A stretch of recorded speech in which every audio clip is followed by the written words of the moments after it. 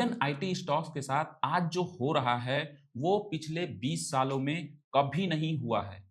Companies जिन्होंने India को global brand बनाया है आज अपने लोएस्ट वैल्यूएशंस पे खड़ी हैं। और सबसे शॉकिंग बात, मार्केट ने इन्हें ऑलमोस्ट इग्नोर ही कर दिया है। But here is the twist, जिन्हें मार्केट इग्नोर करता है वहीं पर सबसे बड़ा पैसा जो है वो बनता है स्टॉक मार्केट के अंदर। और इसी वजह से मैं आईटी स्टॉक्स पे हैविली बुलिश हूं। इनफैक्ट मैंने रिसेंटली एक आईटी स्टॉक्स में इन्वेस्ट किया है जो मेरे हिसाब से एआई रिवॉल्यूशन का हिडन लीडर बन सकता है। आपको नाम मैं बताऊंगा, बट पहले समझ लेते हैं कि जो इस सेक्टर के अंदर ये क्या चल रहा है, क्या जो है आईटी सेक्टर के अंदर जो चीजें चल रही हैं जिसकी वजह से जो इन्वेस्टर्स जो हैं वो बहुत ही ज्यादा बेयरिश। इंडियन आईटी जो हमेशा इकोनॉमी का ग्रोथ इंजन था, सडनली वो कूल ऑफ हो गया है। अगर हम रिसेंटली देखें आईटी सेक्टर में आज के टाइम में जो लोएस्ट वैल्यूएशंस पे हैं जो आईटी के स्टॉक्स हैं वो ट्रेड कर रहे हैं। रीजन जो है वो बहुत ही सिंपल आपको देखने को मिलेगा। उसमें से सबसे पहला रीजन तो ये है कि जो यूएस में जो स्लो डाउन है वो है। दूसरा आप देख सकते हैं जो टेक में जो स्पेंडिंग है उसमें कमी हुई है, ले ऑफ्स हो रहे हैं। जो सेंटिमेंट है वो आपको निगेटिव देखने को मिलेगा आईटी के स्टॉक्स में। लोगों ने अज्यूम कर लिया है कि आईटी कंपनी एआई को अडॉप्ट नहीं कर पाएंगी। जो लेगेसी बिजनेस है उसमें जो वो आउटडेटेड हो गई हैं, कोई भी इनोवेशन नहीं कर रही हैं, तो मार्केट का जो मूड है वो आपको नेगेटिव देखने को मिल रहा है। तो इसका जो रीजन जो है वो भी सिंपल है, आपको जो फेयर देखने को मिलेगा, जो एक्चुअल प्रॉब्लम है वो स्लो डाउन है ही है। तो इस चीज को आपको ध्यान में रखना पड़ेगा। लेकिन एक चीज बहुत ही इंपॉर्टेंट है, मार्केट का गोल्डन रूल है, वो आपको याद रखना चाहिए। Market rewards what ignore but improving. और आईटी सेक्टर में एग्जैक्टली वही हो रहा है। स्लो डाउन तो है यहाँ आपको देखने को मिलेगा। जो आईटी का जो निफ्टी आईटी यहाँ जो है वो आपको 2024 में आपको पीक होते हुए देखने को मिलेगा। लेकिन रिसेंटली आपको 2025 में ये कोई भी आपको यहाँ से रिकवरी देखने को नहीं मिला है। तो यहाँ से आपको सेंटिमेंट देखने को मिल रहा होगा कि नेगेटिव सेंटिमेंट है। लेकिन जो रिसेंटली जो रिजल्ट्स आने स्टार्ट हुए हैं, जो आईटी के जो कंपनी है उसका जो रिजल्ट्स आना स्टार्ट हुआ है, चाहे न्यूज़ेन हो गए या और भी जो आईटी के कंपनीज़ हैं, उनमें आपको बहुत ही अच्छे से दिखाई दे रहा होगा कि जो रिजल्ट्स हैं वो धीरे-धीरे जो हैं वो इम्प्रूव कर रहे हैं। तो जब चीज़ें इम्प्रूव करती हैं, जब अर्निंग इम्प्रूव होगी, तो सेंटिमेंट जो होगा वो आपको नेगेटिव से पॉजिटिव होते हुए देखने को मिलेगा। तो धीरे-धीरे जो चीज़ें हैं वो इम्प्रूव कर रही हैं। पिछले कुछ सालों से आईटी बीटन डाउन है, लेकिन अर्निंग स्टैग्नेंट है, गिर नहीं रही है। तो यहाँ आप देख सकते हो जो अर्निंग है वो आपको स्टैग्नेंट देखने को मिल रहा है, कोई भी फॉल नहीं हो रहा है। यहाँ आपको अर्निंग जो दिसंबर 2025 में जो अर्निंग थी, धीरे-धीरे कंपनी अर्निंग कर रही है। ऐसा नहीं है कि कंपनी अर्निंग ही नहीं कर रही है, हाँ, स्टैग्नेंट ज़रूर है। उसी के साथ आप प्रॉफिट भी देख सकते हो, नेट प्रॉफिट भी आपको देखने को मिलेगा। कंपनी जो है वो प्रॉफिट धीरे-धीरे बना रही है। लेकिन जो प्रॉब्लम है वो फ़ियर नहीं है, जो प्रॉब्लम है बहुत ही छोटी और सिंपल है। जो जो सेंटिमेंट है एक्चुअली रियलिटी से कहीं ज़्यादा नेगेटिव है। और जब जो सेंटिमेंट एक्सट्रीमली नेगेटिव हो जाती है, वहीं पर बेस्ट अपॉर्च्युनिटी मिलती है आपको किसी भी स्टॉक में इन्वेस्ट करने की। यहाँ आप देख रहे हो जो स्टॉक्स हैं, जो आईटी की कंपनियां हैं, वो स्लो डाउन से फेस कर रही हैं, ले ऑफ्स हो रहे हैं, जो नेगेटिव मूड है वो ऑलरेडी क्रिएटेड है। तो ये एक बेस्ट अपॉर्च्युनिटी होता है क्योंकि जो आपको वैल्यूएशन मिलता है वो बहुत ही अच्छा वैल्यूएशंस मिलता है। इसी कॉन्फिडेंस के साथ मैंने एक आईटी स्टॉक्स अपने पोर्टफोलियो में ऐड किया है। तो क्वेश्चन ये है क्यों?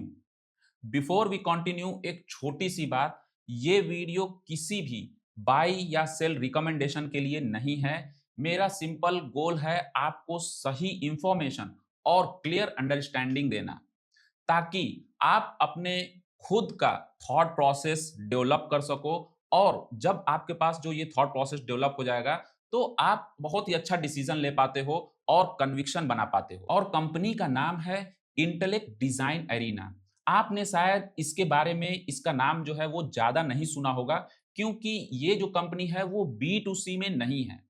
ये एक hardcore fintech B to B platform company है। मैंने ये स्टॉक्स जो है वो तब तक नहीं लिया जब तक मुझे उनका जो एआई का रोड मैप है वो क्रिस्टल क्लियर नहीं समझ में आया, क्योंकि कंपनी ने एआई पर हैविली केपेक्स किया है और मुझे समझना था कि क्लाइंट एक्चुअली में अडॉप्ट कर रहे हैं या फिर मार्केटिंग है। फिर एक ट्रेंड जो है वो एक पैटर्न जो है वो आपको दिखाई देगा। वो मार्च 2024 के जो हाई के बाद स्टॉक जो है वो कंसोलिडेट करते हुए देखने को मिल रहा था। फिर जो रिसेंटली कंपनी ने रिजल्ट पोस्ट किया है उसके बाद शार्प रिकवरी आपको देखने को मिलेगा। क्यों?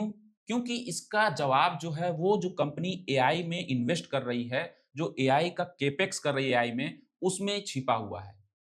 तो चलिए हम इस चीज को समझते हैं। फिनटेक बोलते ही हम सोचते हैं जोमैटो, ग्रो या फिर पेटीएम। बट इंटेलेक्ट एक इंटरप्राइज पावर हाउस है जो बैंक के लिए एक एआई सिस्टम बनाता है। उनका जो प्रॉमिस है वो बहुत ही सिंपल है। 30% कॉस्ट को रिड्यूस कर देंगे और फास्ट जो है वो डिप्लॉयमेंट करेंगे जीरो रेजिडिटी के साथ। और जो ट्रेडिशनल बैंकिंग सॉफ्टवेयर हैं वो आपको बहुत ही स्लो देखने को मिलेंगे, बहुत ही रिजिड देखने को मिलेंगे, साथ ही साथ वो बहुत एक्सपेंसिव होते हैं और एक्स्ट्रा टाइम जो होता है वो बहुत ही ज़्यादा कंज्यूम करते हैं। लेकिन इंटेलेक्ट जो है वो आपको एल्गो स्टाइल का मॉड्यूलर आर्किटेक्चर को फॉलो करता है, जो कि आप बहुत ही कम कंपनी को आप फॉलो करते हुए देखने को मिलेगा। ये जो है एआई बेस प्रोडक्ट को बना रहे हैं। और जो बैंक चूज करेगा, मतलब मान लो आप कोई भी बैंक यूज कर रहा है, इसका सिंपल रीजन है वो चाहे आप लोन वाला सेक्शन यूज कर लें या फिर कंप्लायंस वाला सेक्शन को यूज कर लें या फिर सेविंग वाला जो सेक्शन है उसको वो यूज कर सकते हैं। जो चाहे उस मॉड्यूल को यूज कर सकते हैं। Plug and play. इसी फाउंडेशन पर कंपनी ने बनाया है, दो गेम चेंजर प्रोडक्ट को बनाया है। और उसमें सबसे पहला जो प्रोडक्ट है वो eMACH.ai है। जो बैंकिंग का जो eMACH.ai है वो मॉड्यूलर बेस, आप मॉड्यूल किस जो मॉड्यूल चाहो आप उस मॉड्यूल को ऐड कर लो। तो ये बहुत ही ज्यादा फ्लेक्सिबिलिटी देता है कंपनी को, जो बैंक की जो प्लेटफॉर्म जो बैंक यूज करते हैं उसके लिए। दूसरा जो है वो पर्पल फैब्रिक है। ये जो कंपनी है इसका जो प्रोडक्ट, ये जो प्रोडक्ट है वो एआई इंजन जो है वो कंपनी कहती है मेरा जो है वो एआई इंजन है। और ये ऑटोमेट करता है कॉम्प्लेक्स जो टास्क है उसको, ये ऑटोमेट करता है। ये दोनों मिलकर इंटेलेक्ट को बनाते हैं एक फ्यूचर रेडी फिनटेक लीडर। और कंपनी ने जो 2023 में अगर कंपनी ने इस चीज को लॉन्च किया था, जो कि एआई जो है वो आपको सेंटर देखने को मिलेगी किसी भी क्लाइंट के कॉन्वर्जेशन में। और ये कंपनी बहुत ही अच्छी ग्रो कर रही है। कंपनी जो है वो आपको काफी टाइम से, ये कंपनी ने कोई भी ज्यादा ग्रोथ नहीं दिखाया क्योंकि कंपनी अपने केपेक्स पे काम कर रही थी। रिसेंटली कंपनी ने अपना रिजल्ट पोस्ट किया है, वहां से आपको एक अच्छा मूव देखने को मिलेगा।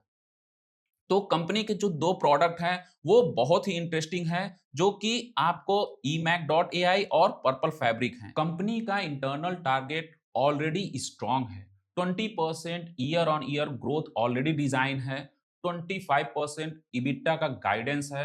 12,000 करोड़ डील जो है वो ऑलरेडी पाइपलाइन में हैं, कंपनी के पाइपलाइन में है। मार्केट कैप सिर्फ आपको 16,000 करोड़ देखने को मिलेगा। पीई रेशियो करेंटली आपको 39 है, जो कि बहुत ही क्लोज है हिस्टोरिकल से, जो कि 35 है, जो मीडियन पीई है। डेट फ्री जो है ये कंपनी है, डेट फ्री है। स्ट्रॉन्ग कैश फ्लो जनरेट करती है, यानी फंडामेंटली ये कंपनी आपको बहुत ही ज्यादा स्ट्रॉन्ग देखने को मिलेगी। और रिसेंटली में इसका जो वैल्यूएशन है वो भी आपको फेयर देखने को मिलेगा। ग्रोथ जो है वो आपको मोमेंटम वापस ट्रैक पे आते हुए देखने को मिलेगा। कॉन कॉल सुनने के बाद एक चीज बहुत ही क्लियर हो गई, लीडरशिप एआई को लेकर जेन्युइनली बहुत ही ज्यादा एक्साइटेड है। उन्होंने कहा है purple fabric is a massive Tailwind. Rarely company जो होती हैं इस लेवल की टेक्नोलॉजी ब्रेक थ्रू कर पाती हैं। और उन्होंने एआई के इस दो टाइप को भी एक्सप्लेन किया है, जो हम लोगों ने ऊपर जो दोनों टाइप देखे हैं उसके बारे भी में भी उन्होंने कॉन कॉल में एक्सप्लेन किया है। पहला उन्होंने बताया है कि जो डेटा है, जो लाइफ साइकिल एआई है, वो उनका जो रिलेटेड है, वो जैसे कि ओपन एआई काम करता है या फिर डीप सीक जो है वो काम करता है, उस लेवल की टेक्नोलॉजी वो प्रोवाइड करता है। दूसरा जो है, जो एप्लीकेशन लाइफ साइकिल एआई है, जहां एआई बिजनेस जो है उसका जो रिजल्ट है वो डिलीवर करता है।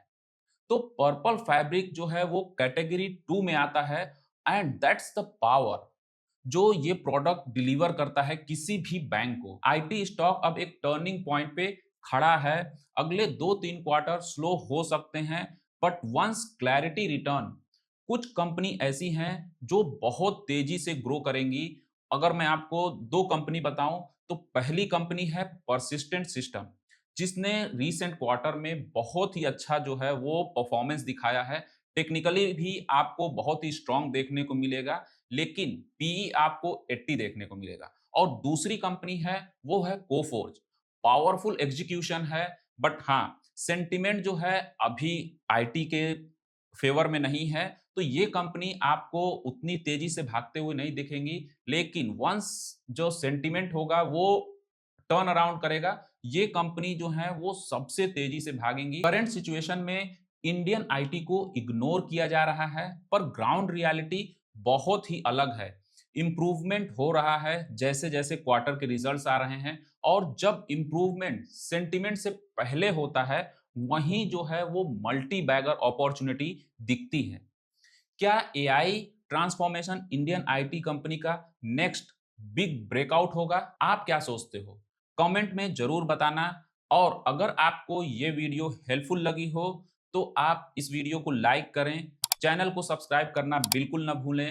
मिलते हैं नेक्स्ट वीडियो में। Till then take care.